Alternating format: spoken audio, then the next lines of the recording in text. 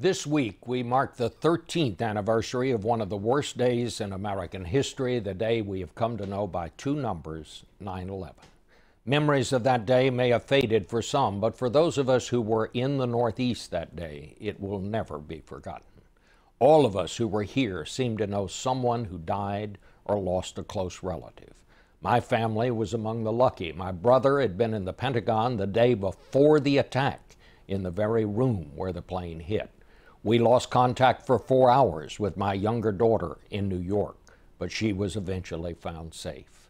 I knew 11 people who died or lost close relatives that day, including a young colleague at CBS News who lost her dad.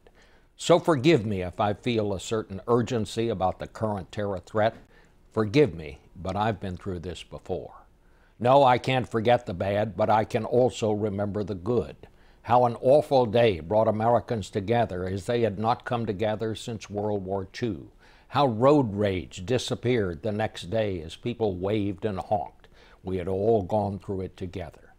Most of all, I remember the heroic firefighters and police officers putting their lives at risk to save the innocent, and Congress putting aside partisanship at least for a little while and singing God Bless America that night on the Capitol steps. My home, sweet home. In the end, it brought out the best in us, which hadn't happened in a while. But it was a hard way to do it, and we owe it to each other never to let such a thing happen again. Forgive me, but I've been through this before.